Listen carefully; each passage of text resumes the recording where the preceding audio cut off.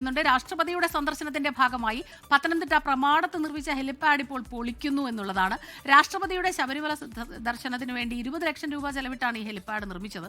ഷിജോ കുര്യനാണ് ചേരുന്നത് പത്തനംതിട്ടയിൽ നിന്ന് വിവരങ്ങളുമായി. ഷിജോ, പറയൂ കൂടുതൽ വിവരങ്ങൾ. ഇപ്പോൾ പൊളിക്കാൻ തുടങ്ങിയോ?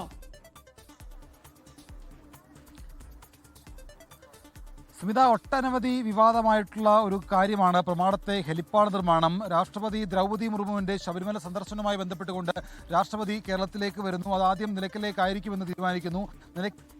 അവസ്ഥ കാരണം രാഷ്ട്രപതി സഞ്ചരിച്ച ഹെലികോപ്റ്റർ പ്രമാടത്ത് ഇറക്കാൻ തീരുമാനിക്കുന്നു. പ്രമാടം ഇൻഡോർ സ്റ്റേഡിയത്തിൽ ഈ ഹെലികോപ്റ്റർ ഇറക്കാനാണ് തീരുമാനിച്ചത്. അപ്പോൾ ഈ ഹെലികോപ്റ്റർ ഇറങ്ങാനായിട്ട് ഒരു താൽക്കാലികമായിട്ടുള്ള ഹെലിപ്പാഡ് നിർമ്മിച്ചു. അങ്ങനെ 3 ഹെലികോപ്റ്ററുകൾക്ക് ഇറങ്ങാൻ വേണ്ടിയാണ് ആ ഹെലിപ്പാഡ് അവിടെ നിർമ്മിച്ചത്.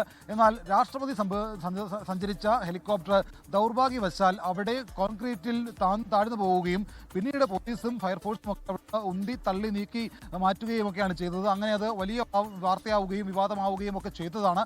ആ 3 ഹെലിപ്പാഡുകൾ പ്രമാടം ഇൻഡോർ സ്റ്റേഡിയത്തിൽ നിർമ്മിക്കാനായിട്ട് ഏകദേശം 20 ലക്ഷത്തോളം രൂപ ചെലവാക്കി. ഇപ്പോൾ എന്തായാലും ആ ഹെലിപ്പാഡുകൾ നീക്കാനായിട്ട് തീരുമാനിച്ചിരിക്കുന്നു എന്നുള്ളതാണ് നമുക്ക് ലഭ്യമായിട്ടുള്ള വിവരം. വരും ദിവസങ്ങളിൽ മറ്റൊരു പരിപാടി ആ പ്രമാടം ഇൻഡോർ സ്റ്റേഡിയത്തിൽ നടത്തുമായി ബന്ധപ്പെട്ടുകൊണ്ട് ആ ഹെലിപ്പാഡുകൾ പൊളിച്ചു നിൽക്കുകയാണ്. താൽക്കാലികമായിട്ടാണ് നിർമ്മിച്ചത്. പക്ഷേ ആ കുറച്ച് കോൺക്രീറ്റുകൾ അവിടെ 3 കൂട്ടിയിട്ടതിന് 20 ലക്ഷം രൂപ ചിലവായി എന്നുള്ളതാണ് കരാറുകാർ പൊതുമരാമത്ത് വകുപ്പിനെ അറിയിച്ചിരുന്നത്.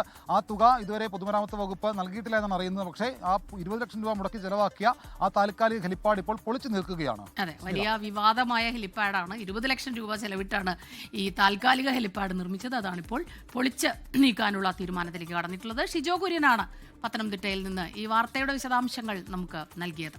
ലോകത്തെവിടെയായാലും ഏത് സമയത്തും 24 വാർത്തകളും ഓഗ്മെന്റഡ് റിയാലിറ്റി പാക്കേജുകളും എക്സ്പ്ലെയിനറുകളും വിശദമായി കാണാൻ ഞങ്ങളുടെ യൂട്യൂബ് ചാനൽ നിങ്ങൾക്ക് സബ്സ്ക്രൈബ് ചെയ്യാം.